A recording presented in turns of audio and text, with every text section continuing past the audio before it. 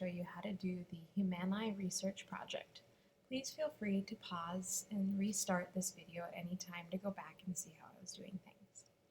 We're first going to start by opening up a basic photo that we took in our studio. Remember that the studio backdrop was white. In the picture in front of us, it's relatively very gray.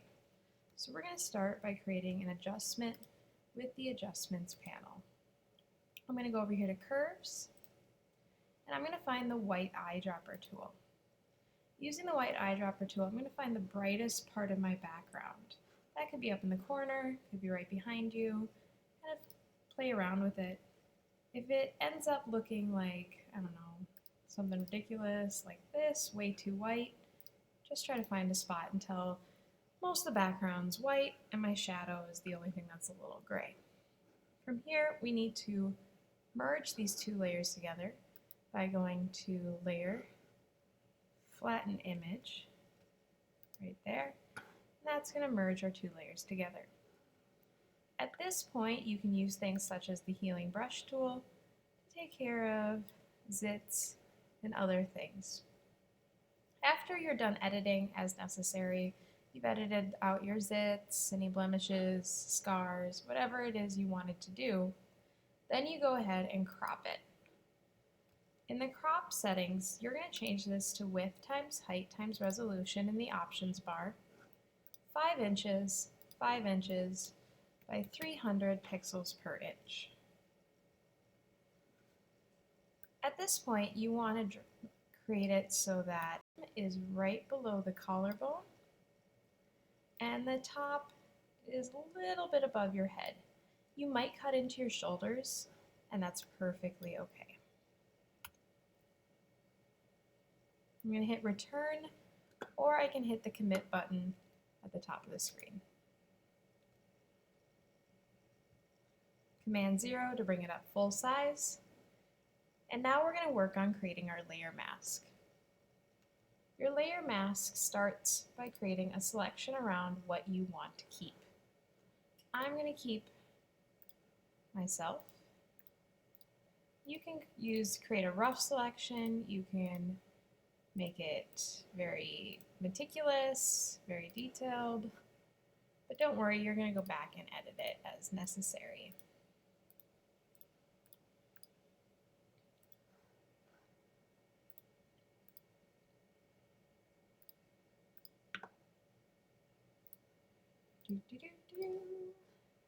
Make sure you get all the way around so that when it ends, you have the dancing ants, as I like to say, or the marquee selection. At this point, you want to go and hit Add a Mask down here at the bottom. This gives you your layer mask that you can edit. Anywhere you paint in black, with this selected, you will hide the picture. Anywhere you paint in white, you will show the picture. Something we've already learned in class. So I'm going to grab the brush tool. I'm just going to cut off my earrings because those are going to be a pain. You can make your brush smaller using the settings button. You can hit X on your keyboard to switch between white and black. If your colors are not white and black over here, then just hit D on your keyboard to go back to default. I'm going to do this kind of roughly just so you guys have a general idea of what's going on. So after you've finished cleaning up your mask, the next thing that you should do is find your skin tone. To start off adding your background skin tone, we are going to create a new layer using the New Layer button down here at the bottom of your Layers panel. From here, you're going to rename that by double-clicking on it, Background. And this one's going to be renamed to Portrait. The background layer should be underneath the portrait, and the background layer should be highlighted. Then we're going to go over here and grab our eyedropper tool, and we're going to select a skin tone from the bridge of our nose. The top color is the color you're currently selecting. The bottom color is the color that you currently already have. So every time I switch, the bottom color becomes my old color. So I'm going to try this. We use the bridge of the nose because the tip is usually too light or pink. It's one of the truer parts of your skin tone. Then we're going to grab a new tool called the paint bucket tool. If you can't find the paint bucket tool, it's probably hidden underneath the gradient tool. At that point, you can just click and fill in your background. Now, many of you might notice that there's some issues with your layer mask. That's all right. Let's just finalize our skin tone before moving on and fixing that. So you can go back and forth, editing it till you feel you have a tone that really matches you. After you find a tone that matches you, you want to go back and edit your layer mask by clicking on the black and white icon on your portrait layer. From here, you can do the same thing we were doing earlier. Oops, hit X on my keyboard, so I'm painting in black. And you can edit things off. You want to make sure that this is nice and clean and no background is showing. Now let's say you have really floofy hair and you wanted to keep your fuzzy floofy hair.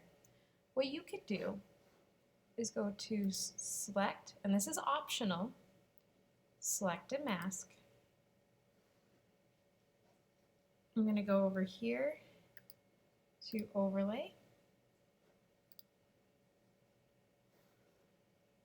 And I'm going to go here to the brush tool. It looks like hair. And you can kind of come in and fix up the edges.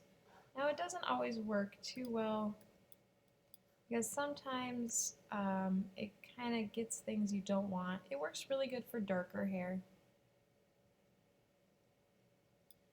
Doesn't always work great on, like, it's trying to grab my earrings again. But that's okay because I can go back and edit those out. So I'm going to hit OK when I'm done. And I can always go back with my brush and tell it, you know what, I didn't want those earrings in my picture. And now you're almost done. The next step is to find your Pantone color. And we're going to do that by clicking back on the background and highlighting that layer. And coming over here and double clicking on your skin tone.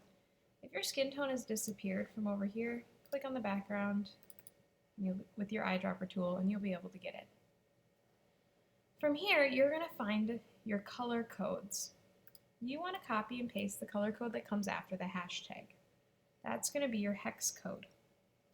We're going to do Command C. And now we're going to make our way to Schoology, where I have given you a link. In the project Humanae, there is a Pantone link that you can click on. Let's wait for it to load. There we are. From here, we can switch RGB to hex. See, there's the hashtag again, and then Command V, as in Victor, to paste. Your skin tone should pop up and you can hit search. It's going to give you your best match, and mine is Pantone 141323 TPG. Mine also has a name called Salmon. Now you might think that other Pantones here, the alternates, are a better match, but usually this one's pretty good. So I'm going to click on the swatch here. And I'm just going to copy just this part right here. I'm going to come back and copy that later. For now, let's hide that in the background and go back to Photoshop. I'm going to hit OK on the color picker because we're done with that. And now we need a new layer.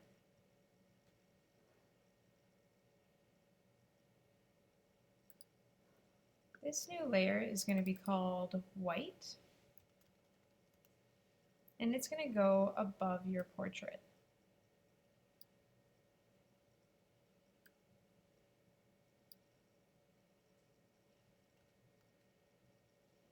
From here, we're going to grab our rectangular marquee tool, just like we had done in previous lessons, and we're going to create kind of a banner across. I'm going to select white as my color, And instead of the brush tool, I'm going to grab the paint bucket tool and just fill this in real quick. Then I'm going to grab the color black and my text tool. So I'm going to be typing in black. And up here is your font choice.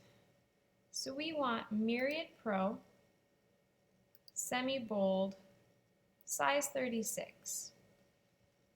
And that's going to help with that. So now that we have the font choice, I can come back over to here, Command C to copy the Pantone color, Command V to insert. Now my Pantone color stretches across my whole screen. Yours may not. I'm going to use the Move tool to move my Pantone into the middle.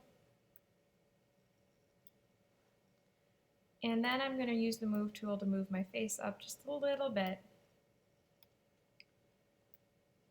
to give it a little more room. Now it's done. Let's save it in two ways. First, as a Photoshop document that we can access later. This is going to be Owen, my last name. You would use your last name. Humanae.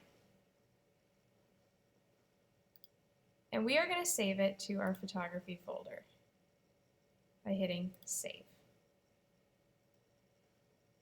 The next one you're going to save is a JPEG, and then you're going to upload it to Schoology by going to File,